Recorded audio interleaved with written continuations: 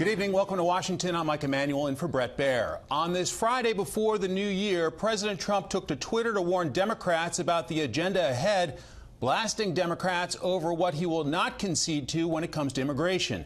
This as he granted an interview to the New York Times where he took a softer tone on the special counsel investigating Russia collusion, while also denying involvement more than a dozen times.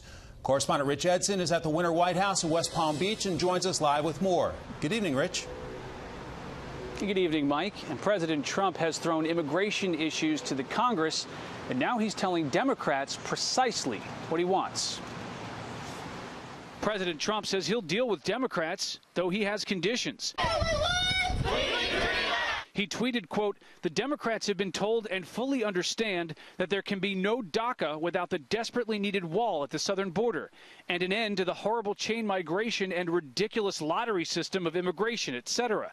We must protect our country at all cost." I'm here today to announce that the program known as DACA that was effectuated under the Obama administration is being rescinded.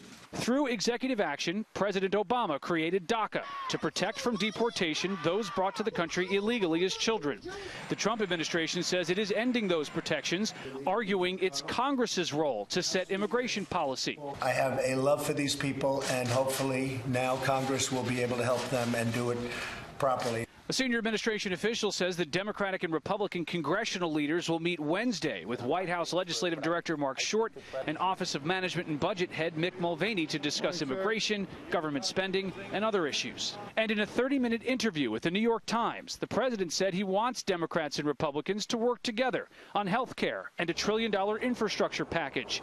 He also softened his approach to special counsel Robert Mueller, telling the Times, quote, "Let's just say I think that Bob Mueller will be fair, and everybody knows that there was no collusion."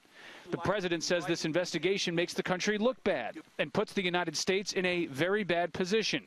He denied multiple times his 2016 campaign colluded with the Russian government. The president instead mentioned Democrats, Hillary Clinton, and her deleted emails. Times asked him if he thought the Department of Justice should reopen its investigation into Clinton's emails. The president said, quote, "I have absolute right to do what I want to do with the Justice Department, but for purposes of hopefully thinking I'm going to be treated fairly, I've stayed uninvolved with this particular matter." He turned to international matters and a report that originated in South Korea alleging that China illegally supplied North Korea with energy.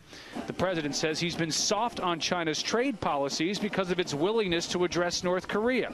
He says, quote, "China on trade has ripped off this country more than any other element of the world in history has ripped off anything. But I can be different if they're helping us with North Korea."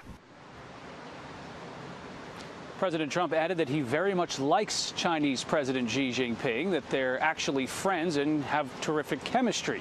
Though he says that the issue of potential war with North Korea is more important, and the only thing more important, than trade issues. Mike. And Rich, some Republican criticism for the new tax law? That's right. This comes from Florida Senator Marco Rubio. He was speaking to a local paper here. He says he's worried that the Republicans were too favorable to corporations in the tax law and that they're going to use the money that they get from the tax law to purchase their own shares and drive up their own stock. And then he says he worries that that won't be too dramatic for economic growth. Democrats have claimed the similar thing. They say it's a corporate giveaway that's going to add more than $1 trillion to the debt, though Marco Rubio does say that there are issues in it that he does like. He likes the expanded child tax credit, and he says overall the new tax law is going to be better than the current system. Mike. Okay, Rich, leading us off from West Palm Beach, Florida, many thanks.